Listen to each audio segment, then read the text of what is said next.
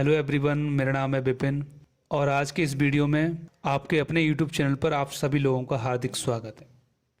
आज के इस वीडियो में डायमेंशनल फार्मूला यानी विमीय सूत्र के चैप्टर को कंटिन्यू करते हैं। तो चलो, जैसा कि आप स्क्रीन पर देख रहे हो, हेडिंग है विमीय समीकरण।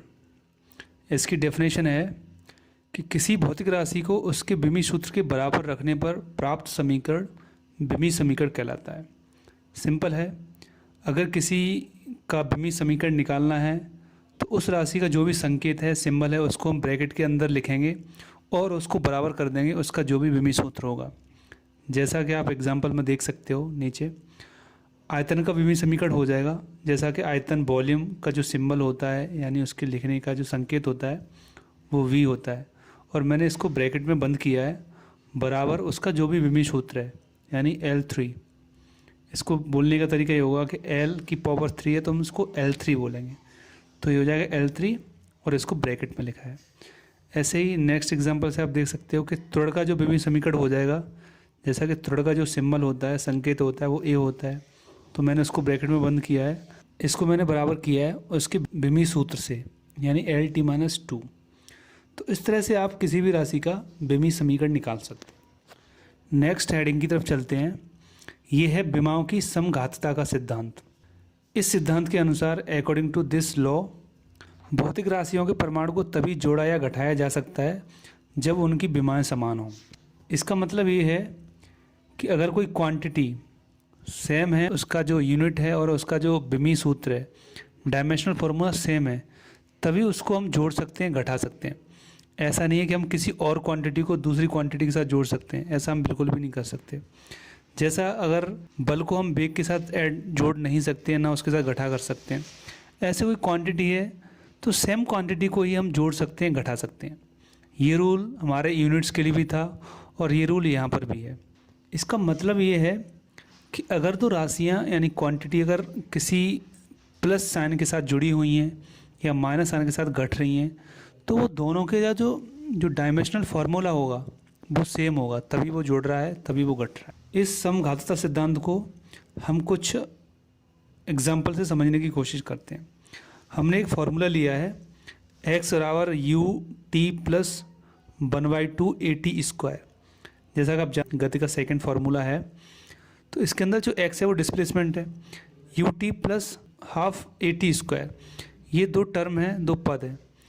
तो यहाँ पे हम चेक करेंगे कि ये जो दोनों टर्म हैं ut और 1/2 at², इसके जो डायमेंशनल फार्मूला हैं वो समान आने चाहिए, तभी वो आपस में जुड़े हुए हैं।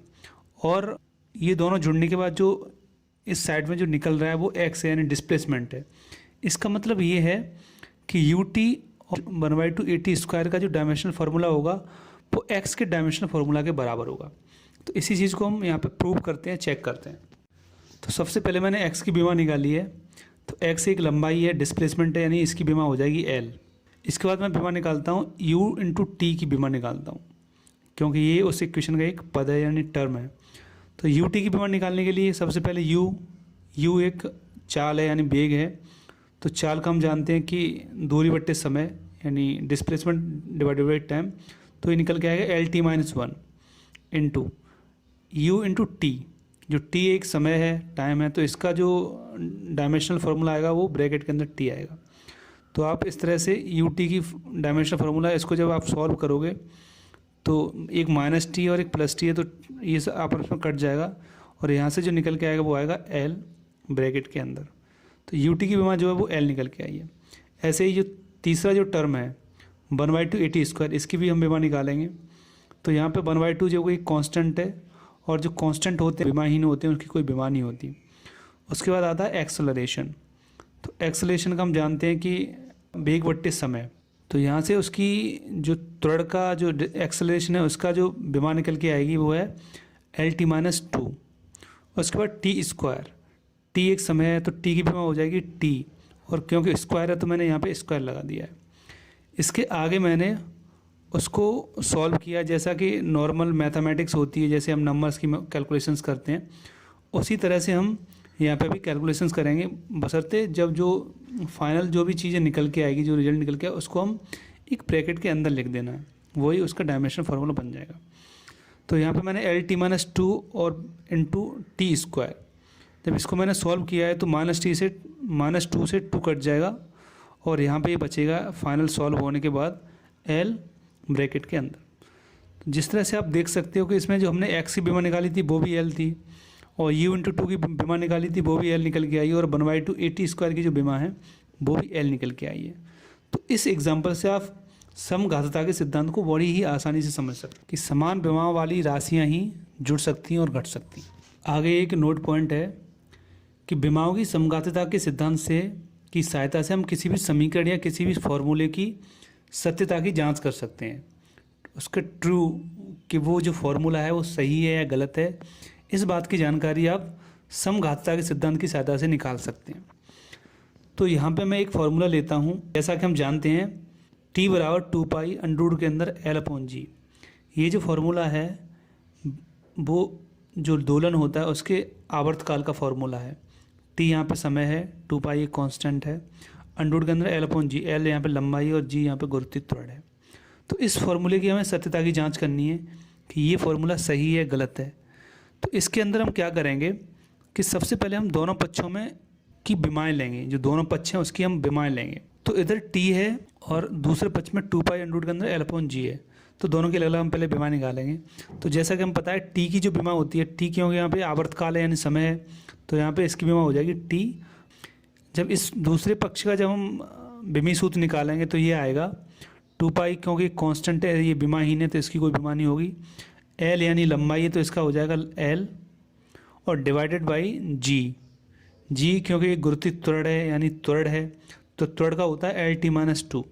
तो मैंने इसको अपॉन में लिखा है और डिवाइडेड बाई 1/2 क्योंकि अंडर लगा हुआ है, तो मैंने सिंपली इसको 1/2 लिखा है। इसको मैंने जो g की जो विमा है L/T-2 को मैं ऊपर ले गया हूँ। तो जैसा कि हम जानते हैं कि जब हम किसी भी घात वाले टर्म को जब ऊपर या नीचे करते हैं तो उसके जो घात होती हैं यानी उसकी जो पावर होती है उसके साइन चेंज हो जाते हैं। तो नीचे वाला जो पोर्शन था उसकी जब ऊपर ले जाएंगे तो उसके साइन चेंज हो जाएंगे, यानी L-1 T2। L ऑलरेडी ऊपर था तो इसको जब हम सॉल्व करेंगे तो L और L-1 से आपस में कैंसिल आउट हो जाएंगे, यहाँ बचेगा T स्क्वायर, और T स्क्वायर और इसकी पावर ऑलरेडी पहले से थी 1/2। यहाँ पे जो सॉल्व करने के जो मैथमेटिक्स होती है, जो रूल्स होते हैं, वो नॉर्मल जैसे हमारे जो नंबर्स होते हैं उस तरह से हम जो करते हैं वही चीज़ है। सिर्फ यहाँ सॉल्व करने के बाद में एंड में ब्रैकेट लगा देना है, बाकी कैलकुलेशन नॉर्मल होती है। तो जैसा हम जानते हैं यहाँ टी स्क्वायर, इसके ऊपर जो पावर है वो 1/2 है, तो ये आपस में पावर का जो है मल्टीप्लाई होगा, तो यहाँ पर सिर्फ ये टी बचेगा। तो जब आप इसको सॉल्व करके जब निकालोगे तो ये बचेगा टी और ब्रैकेट के अंदर। तो जैसा कि आप देख सकते हो कि इसका जो एक दूसरी साइड पर थी उसका भी जो है उसका जो विमी सूत्र निकल के आया था वो भी टी निकल के आया था, और उसके दूसरे पक्ष में भी विमी सूत्र टी निकल के आया है, यानी दोनों पक्षों का विमी सूत्र समान है। इसका मतलब ये फार्मूला सही है। इसी को आगे बढ़ाते हुए मैं दूसरा एग्जांपल लेता हूँ कि एक इक्वेशन होती है एनर्जी कंजर्वेशन की, जैसा कि आप सभी लोग जानते होंगे कि 1/2 mv² बराबर mgh। 1/2 mv² जो है वो एक काइनेटिक एनर्जी यानी गतिज ऊर्जा है, और mgh यहाँ पे पोटेंशियल यानी गुरुत्वीय एनर्जी है। तो एनर्जी आपस में बराबर होती हैं एनर्जी कंजर्वेशन के थ्रू। तो हम इस फार्मूले की सत्यता की जांच करेंगे। तो जैसा कि हमें पता है पहले हम दोनों पक्षों की विमाएँ लेते हैं। तो सबसे पहले मैं इस पक्ष की विमा लूँगा, उसके बाद फिर दूसरी साइड में पक्ष है उसकी विमा लूँगा। तो मैं 1/2 mv² की विमा लेता हूँ। यहाँ से 1/2 यानी 1/2 जो कि एक कांस्टेंट है, ये विमाहीन होगा। उसके बाद m द्रव्यमान का होता है m, जैसा कि मैंने लिखा है। उसके बाद है v²। v एक स्पीड है यानी वेग है, तो वेग का होता है L/T-1 क्योंकि उसकी पावर है तो मैंने पावर 2 लगाया है। और इस तरह से जब दूसरे पक्ष की मैंने विमा ली है तो mgh में m की हम जानते हैं द्रव्यमान m है, g की गुरुत्वीय त्वरण है तो त्वरण की होती है L/T-2, और h यानी लंबाई भी जो हाइट है वो भी एक लंबाई है, तो यहाँ पे मैंने लिखा है l। इन दोनों पक्षों को मैंने सॉल्व किया है तो इस पक्ष में निकल के आया है, पहले वाले पक्ष में निकल के आया है ml² T-2। दोनों को मैंने जो ऊपर पावर थी उसको मैंने अंदर मल्टीप्लाई किया है, तो ml² T-2। तो ये इसका फाइनल फार्मूला निकल के आया है। ऐसे ही दूसरे पक्ष में मैंने इन सब का मल्टीप्लाई किया है, तो ये हो जाएगा, यहाँ पे 2 l हैं तो ml² और T-2 ऑलरेडी -2 वहाँ पे था, तो सॉल्व होने के बाद आप देख सकते हैं कि यहाँ पे दोनों जो साइड्स हैं, लेफ्ट हैंड साइड और राइट हैंड साइड, दोनों में जो डायमेंशनल फार्मूला है वो इक्वल निकल के आए हैं।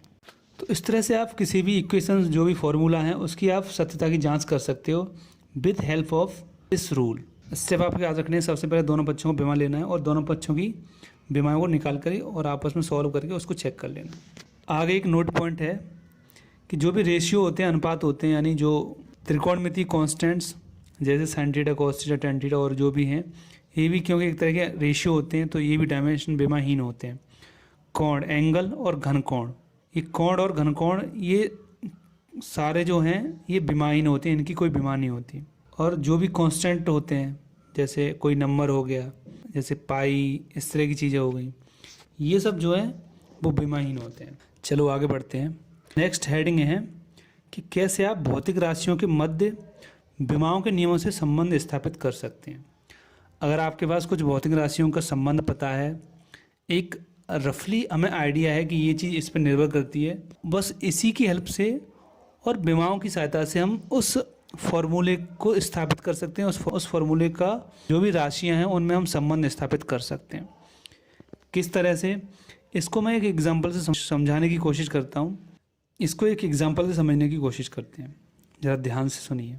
जैसा कि हम जानते हैं कि जो दोलन का आवर्तकाल t होता है वो डोरी की लंबाई l, द्रव्यमान m तथा गुरुत्वीय त्वरण g पर निर्भर करता है।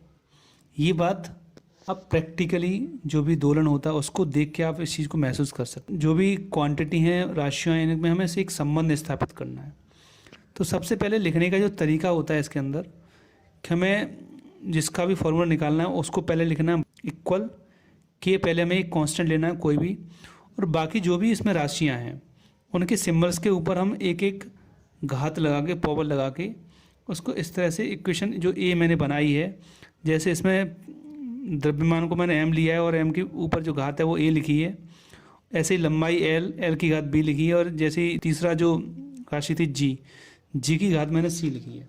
इस तरह से आप जो भी इसमें राशियां हैं उन पे उनकी कुछ न कुछ घात जो कि अननोन नंबर्स हैं उसको इस तरह से आप लिख सकते हैं। और अगर और भी राशियाँ होती तो मैं आगे ही बढ़ा सकता, उसकी पावर d, e, f इस तरह से। तो आपको इस तरह से लिख लेना है। उसके बाद आपको क्या करना है कि आपको दोनों पक्षों की बीमाएँ लेनी है। जैसा कि समघातता का जो सिद्धांत था कि दोनों पक्षों में हम चेक कर सकते थे, उसी तरह से यहाँ दोनों पक्षों की हमें बीमा लेनी है।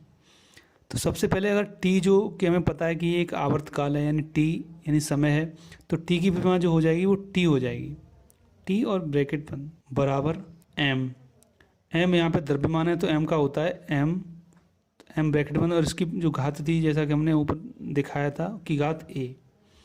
इसके बाद था लंबाई का जो विमीय सूत्र होता है वो होता है l, और इसकी घात मैंने b मानी थी तो मैंने इस पर b लगा दिया घात को। उसके बाद यहाँ पे है गुरुत्वीय त्वरण, जो कि त्वरण है, और त्वरण की जो डायमेंशन होती है वो होती है L-2, और इसके ऊपर मैंने जो उसकी घात यानी जो भी पावर मैंने ऊपर लिखा था उसी पावर को मैंने ऊपर लगा दिया है। इसके बाद मैंने इसको सॉल्व किया है। इस पक्ष में सिर्फ t रहेगा बराबर m की पावर a, l की पावर b, और इसको मैंने पावर जो है उसको मैंने अंदर इंटू किया है तो हो जाएगा l की पावर c और t की पावर -2c, और इसको मैंने ब्रैकेट के अंदर किया है।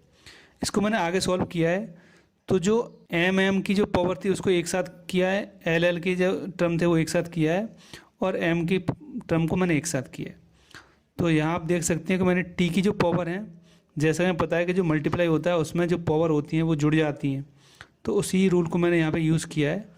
तो t की पावर हो जाएगी -2c, और l की पावर, क्योंकि उससे ऊपर में एक l की पावर b थी और एक l की पावर c थी, तो जब आप इसको एक साथ लिखोगे तो पावर उसकी जो है जुड़ जाएगी, तो यहाँ पे हो जाएगा l की पावर b + c, और m की पावर यहाँ पे a थी। तो इस तरह से आपने उसके विमीय सूत्र को सॉल्व किया है उसकी घात के साथ, और LMT के क्रम में उसको आपने लिखा है। उसके बाद आपको क्या करना है कि इस पक्ष में सिर्फ हमारा t था, तो इसमें MLT पूरा एक सीक्वेंस यानी क्रम बनाने के लिए आप जो बची हुई राशियां हैं कि संकेत हैं उसको आप उसकी घात 0 लगा के भी लिख सकते हैं, जैसा कि मैंने पहले आपको बताया था। तो t वाले जो विमीय सूत्र में हम m की पावर 0, l की पावर 0 और t1 इस तरह से लिख सकते हैं, और बराबर जो भी इस तरफ जो भी सॉल्व होके आया था। अब यहाँ क्या करेंगे, हम यहाँ m, l और t की जो भी विमाएँ हैं यानी जो भी उसकी घात है उसकी हम तुलना करेंगे। तो तुलना करके आप देख सकते हो यहाँ पे एम एल टी की घातों की तुलना करने पर पहली इक्वेशन बनेगी बी प्लस सी। यानी आप जब एल की घात की तुलना करोगे तो इधर की एल की घात जो है वो बी प्लस सी है और इधर जीरो है, तो आ जाएगा बी प्लस सी बराबर जीरो। और जब आप एम की घात की तुलना करोगे तो ये एम, इधर एम की घात ए है और उधर एम की घात जीरो है, तो ये आ जाएगा ए बराबर जीरो। ऐसे ही इधर जो टी की घात है वो माइनस टू सी है और उधर टी की घात जो है वो एक है, वन है। तो आप यहाँ से निकाल सकते हो कि माइनस टू सी बराबर वन। यहाँ से आप ए और बी की सी की वैल्यू को सॉल्व कर सकते हो। तो सॉल्व होने के बाद ये वैल्यू निकल के आई है, ए बराबर जीरो, सी बराबर माइनस वन बाई टू और बी बराबर वन बाई टू। अब इस ए बी सी की वैल्यू को आपको फिर से जो आपने स्टार्टिंग में जो संबंध आपने जिस तरह से आपने इक्वेशंस बनाई थी कि टी बराबर के एम की पावर ए, एल की पावर बी और जी की power C, A B C की वैल्यू इस इक्वेशन नंबर ए में डाल के आप इस तरह से सॉल्व करोगे। तो यहाँ से निकल के आएगा टी बराबर के एम की पावर जीरो, एल की पावर वन बाई टू और जी की power minus one by two. L M की पावर जीरो है तो यानी ये वन हो जाएगा, इसका कोई मतलब नहीं है। तो यहाँ से आप सॉल्व करोगे तो जी की power minus one by to है, तो आपको इसको जब नीचे लेके आओगे तो ये इस तरह से आएगा कि टी बराबर के एल की पावर वन बाई टू और अपॉन जी की पावर वन बाई टू। तो के आपने आगे निकाला है और वन बाई टू को आप रूट के अंदर भी लिख सकते हो, वन बाई टू का मतलब अंडर रूट। तो क्योंकि एल और जी पे दोनों तरफ वन बाई टू है तो आप पूरा अंडर रूट लगा के इन दोनों टर्म को अंडर रूट के अंदर लिख सकते हो। तो हो जाएगा के अंडर रूट के अंदर एल अपॉन जी। क्योंकि के जो है ये एक कांस्टेंट है, ये सब जो वैल्यूज़ होती हैं फार्मूला के अंदर ये एक्सपेरिमेंट के थ्रू आती हैं। तो यहाँ पे जो एक्सपेरिमेंट के थ्रू जो वैल्यू के की वैल्यू है वो 2 पाई है। तो यहाँ से जो टी का फार्मूला निकल के आया है एक्चुअल में वो आया है टी बराबर 2 पाई अंडर रूट के अंदर एल अपॉन जी। तो जैसा कि हम जानते हैं कि आवर्त का फार्मूला यही होता है।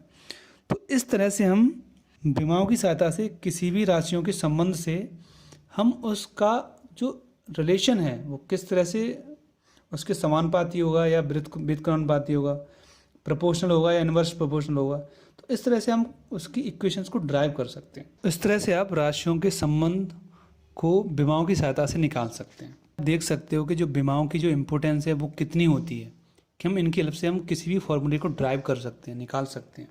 तो आज ये चैप्टर हो जाता है ख़त्म। मुझे उम्मीद है कि आपको ये चैप्टर पूरी तरह से समझ में आया होगा। इससे संबंधित जो भी एग्जाम्पल्स वगैरह आपकी बुक्स में हैं उसको भी आप सॉल्व करें और प्रैक्टिस करें। तो आज के लिए बस इतना ही, मुझे दीजिए इजाज़त।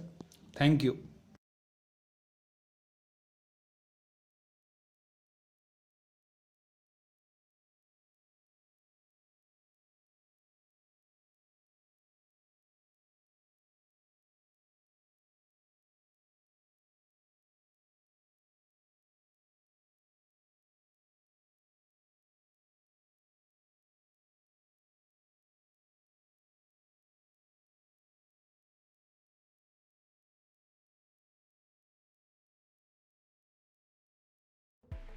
अगर आपने हमारे चैनल को अभी तक सब्सक्राइब नहीं किया है तो प्लीज़ सब्सक्राइब करो ताकि हमारे आने वाले वीडियो को आप जल्दी से जल्दी देख पाओ।